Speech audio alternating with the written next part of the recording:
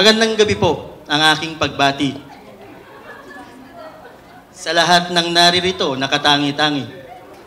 Kayo po at ako ay naging kabahagi sa isang pagsaksi ng pagpapatali. Pagpapataling nabanggit ko ay para sa iyo, aking kumare. Simula nung ikay umoo dyan sa aking kumpare. Kahit kayo'y kasal na, nais ko pa rin isiwalat tunay niyang pagkatao. Huwag mo sanang ikagulat.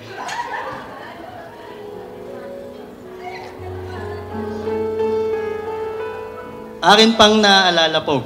So, tawagan po namin Apog. Paborito po kasi namin yung Apo Hiking Society before. Pero since, kumbaga, pirated po kami, kaya Apog. Akin pang naalala po, nung tayo ay high school pa. Tinuruan mo akong mag-Counter-Strike, uminom, at mangopya. Dahil ikay aking kaibigan, hindi kita mahindian. Nung ako'y dinala mo sa patay sindi, sadyang di ko makalimutan.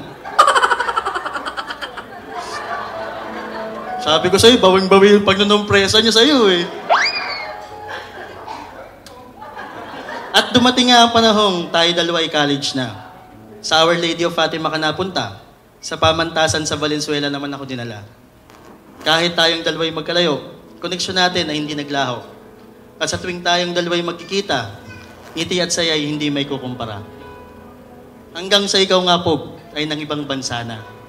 At doon mo nakilala ang binibining napakaganda. At ngayon nga, siya ay iyong kapareha na. Huwag ka lang magkakamali sapagkat saf ang tatay niya. Ayusin mo po.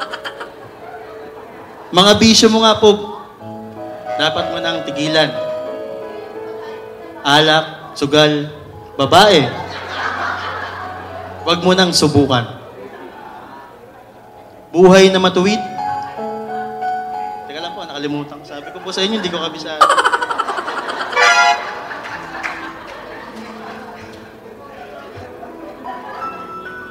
Ayun pala yun. Ayan. Ito na po. Alak, sugal, babae ay iyon ang tigilan upang kaligayahan sa pamilya ay inyong makamtan. At sa aking pangwakas na mensahe, hindi ko pwedeng kalimutan pagbubuking na pwedeng magtapos ng aming pagkakaibigan. Pero sa kaalaman ng lahat at sa kanilang ikasisiya, dapat mo ding malaman, Mrs. Jewel Rivera, na medium lang ang size niya. Sa damit po, ha? Sa damit po. Sa damit? Sa damit. Sa damit po yun. Sa damit. So, hindi po. Lahat po yun kabaliktaran ng pagkatao ni Bert. Sa lahat po na nakakilala sa kanya, kay Bert, Robert, Apog, Tiny, kung ano man po yung tawag natin sa kanya. Lahat po yung kabaliktaran, napakabait po na tao nito.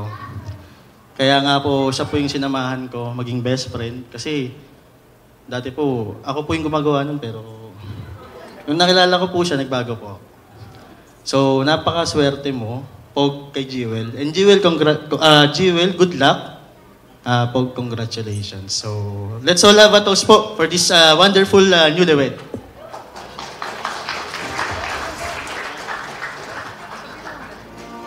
Cheers, everyone! Cheers po tayo. Cheers!